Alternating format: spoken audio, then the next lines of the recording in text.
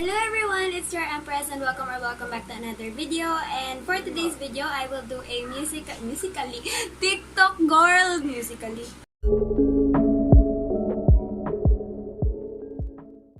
Hello everyone, it's your Empress and welcome back to another video. And for today's video, mga Beshi Whoppers, I will do a TikTok transition tutorial since it is requested by Hailey Iris. Sorry, I do not know kung ano yung pronunciation, but she's one of my followers sa TikTok. Link down below in the description box. So, yeah. And yung video na preference or reference natin is ito. Yan. Ilalagay ko naman siya dyan. So, ayan. Okay, let's start! Explain ko muna yung first part. So, una muna, hanap kayo ng angle na gusto nyo. Tapos, dun sa last word ng lyrics, i-tilt nyo siya pa kanan or pa kaliwa, depende sa inyo. Pero yung ginawa ko kasi dun sa video or dun sa TikTok ay pa kanan.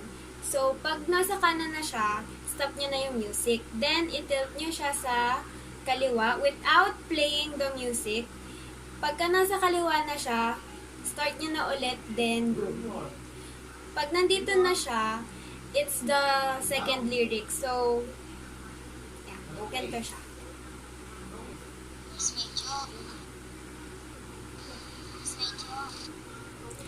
So, by the way, yung pag-tilt nyo, kailangan same speed siya para hindi ganun ka-awkward tingnan. Ayan.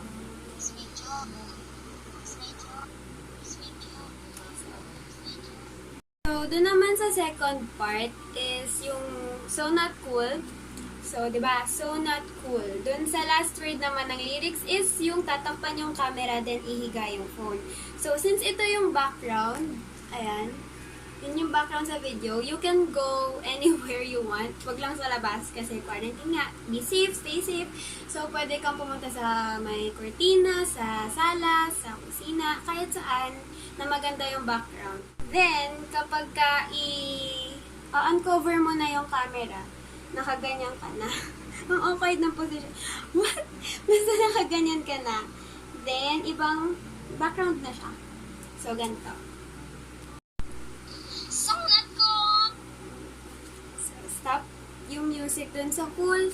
Then, pag ipi-play mo na siya, kailangan nakaganyan na. So, yun na yung go. Then, ha. So, dun sa next part naman is, di ba nakaganyan yung camera? Then, ipupush mo siya pa right or pa left kung kahit saan mo gusto or kung nasan ka.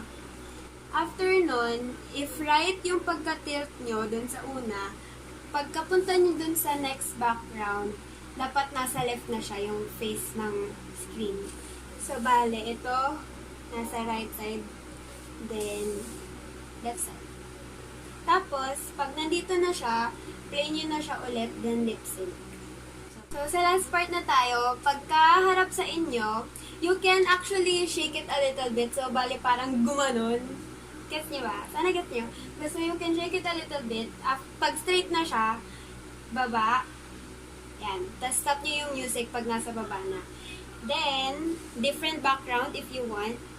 Tapos, pag play nyo yung music, kailangan pagbaba ng camera or pagbaba ng phone, sakto na sa tapat nyo. So, parang ganito.